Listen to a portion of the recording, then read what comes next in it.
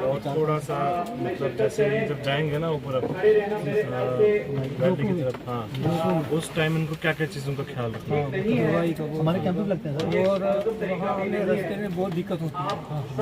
इसीलिए बैठे हैं आज, बस पूरी डिटेल में बात करेंगे, तफसील में करेंगे, तफसील में करेंगे। बताइए आईडी के लिए सर हमने कैंप पेंडिंग सर जो कार्ड्स हैं वो कार्ड नहीं आ रहे हैं सर। पिछले 6 महीने से हमारे पास कोई कार्ड अवेलेबल नहीं है। आपको कौन कार्ड देता है?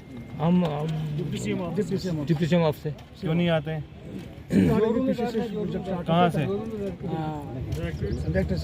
की कुदरत है, वो हमारे घर में आए, खुदा की कुदरत है। और हमारा भरा वो शहराज अहमद चौधरी असिस्टेंट कमिश्नर पंचायत, ताकि कोई खड़ा न रहे, प्रोग्राम जो है वो ऐसा लग रहा है। अच्छा ठीक है।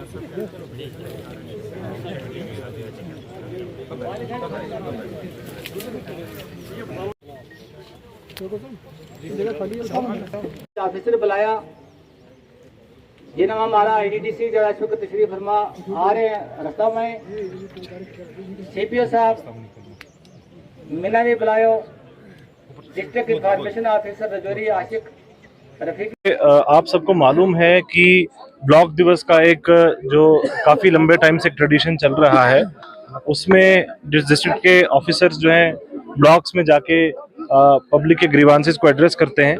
लेकिन इस बार हमने इसको थोड़ा एक डिफरेंट ओरिएंटेशन दिया है, कंसीडरिंग कि जो अभी नोमैडिक मूवमेंट शुरू होने वाली है, आने वाले हफ्ते में ये मूवमेंट शुरू हो जाएगी और लोग 6 महीने के लिए ऊपर पीर पंजाल की पहाड़ियों में ऊपर हाई रीचेस पे चले जाएंगे और उस दौरान बहुत सारे इश्यूज का सामना लोगों को करना पड़ता है।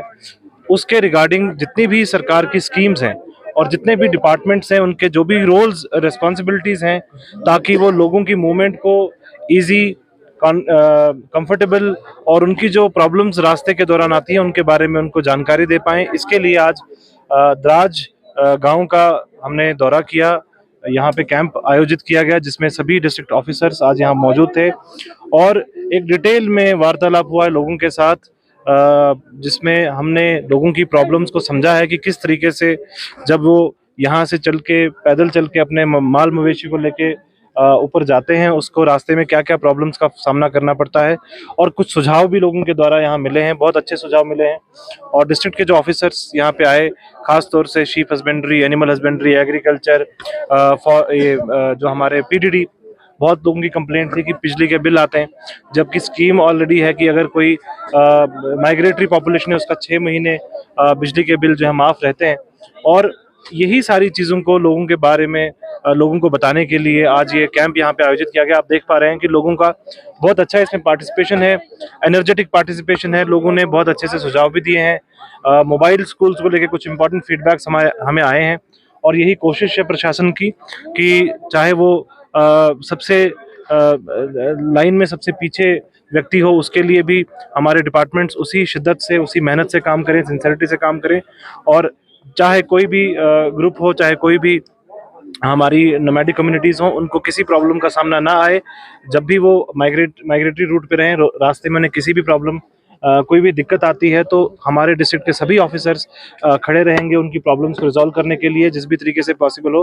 आज हमारे ADC साहब ने बताया कि अगर कोई प्रॉब्लम आती है, मान लीजिए किसी का जानवर रास्ते मर जाता है, तो अगर व्हाट्सएप पे भी उसकी इन्फॉर्मेशन दे देता है तो भी हमारे डिपार्टमेंट्स उस पर कार्रवाई करना शुरू कर देंगे। तो ये सारी की सारी चीज़ें आज इसी तरीके से प्लान की गई हैं ताकि आने वाले जो 6 महीने लोगों के लिए वो आराम से निकले, उसमें ज़्यादा प्रॉब्लम्स ना आए। इशू रहता है जब ट्राइबल नोमैडिक कम्युनिटी खासतौर से मूव करती है और उस दौरान बच्चों की पढ़ाई इफेक्ट हो जाती है। उसके लिए सरकार की एक स्कीम थी मोबाइल स्कूल्स की, जिसमें सेम कम्युनिटी से लोगों को, जो पढ़े लिखे लड़के, नौजवान लड़के लड़कियां हैं, उनको उसमें इन्वॉल्व किया जाता था ताकि वो बच्चों को पढ़ाएं।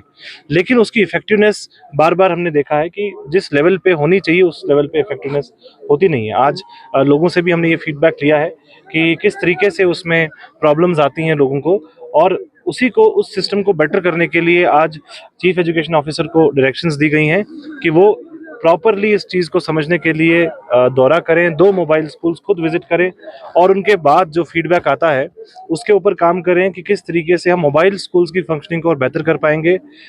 इससे पहले भी एक डाइट के साथ हमने मीटिंग की थी जिसमें ये कहा गया था कि कोई ना कोई असेसमेंट ज़रूर होना चाहिए। जो बच्चे माइग्रेट करते हैं उसके बाद वापस आते हैं, जिस स्कूल में वापस आते हैं वहाँ पे एक असेसमेंट ज़रूर होना चाहिए ताकि हमें मालूम पड़े कि टीचर ने इन 6 महीनों में कुछ पढ़ाया है या नहीं पढ़ाया है। तो वो सभी चीज़ों के ऊपर बात की गई है और कोशिश यही रहेगी कि इसके ऊपर हम किसी तरीके से सिस्टम को बेटर कर पाएँ। कि ये बहुत अच्छा आपने पॉइंट रेज़ किया है क्योंकि जब भी इस ट्रेचरस रास्ते में बहुत मुश्किल जर्नी रहती है उसमें हमारी बहुत सारी प्रेग्नेंट वुमेन उस जर्नी में इन्वॉल्व होती हैं और रास्ते में उनकी डिलीवरीज भी किसी की रहती है। उसके लिए आज आशा जितनी भी इस पर्टिकुलर गांव में और ख़ास तौर से सेम कम्युनिटीज़ में जो आशा वर्कर्स हैं उनकी ओरिएंटेशन की जा रही है कि उनको किस तरीके से एक लेबर का जो डिलीवरी का प्लान होता है, हर आशा का जिम्मेदारी रहती है आशा वर्कर की कि वो हर उस औरत के डिटेल्स हासिल करे जो प्रेग्नेंट है और उसकी डिलीवरी की डेट जो है उसको अपने पास डायरी में नोट करके रखे और जैसे ही वो डिलीवरी की डेट आती है उससे पहले ANC चेकअप्स का काम रहता है, एंटीनेटल चेकअप्स रहते हैं। और क्योंकि इस रास्ते में अब आने वाले 5-6 महीने में एंटीनेटल चेकअप्स करना मुश्किल होगा तो कोशिश यही रहेगी कि जाने से पहले एक बार सभी प्रेग्नेंट वुमेन का ख़ास तौर से जो वाइटल्स रहते हैं जो प्रेगनेंसी में इंपॉर्टेंट रहते हैं, चाहे वो ब्लड प्रेशर हो, चाहे वो हीमोग्लोबिन हो, चाहे वो बाकी कुछ रिस्क फैक्टर्स हों, उनको चेकअप किया जाएगा मेडिकल डिपार्टमेंट्स के ज़रिए। और जिनकी प्रेगनेंसी रिस्क फैक्टर ज़्यादा रहेगा उनको यही हिदायत दी जाएगी कि वो मूव ना करें और वो अगर हो पाए तो डिलीवरी डेट से पहले अपना जो डिलीवरी है किसी इंस्टीट्यूशन में कराएं।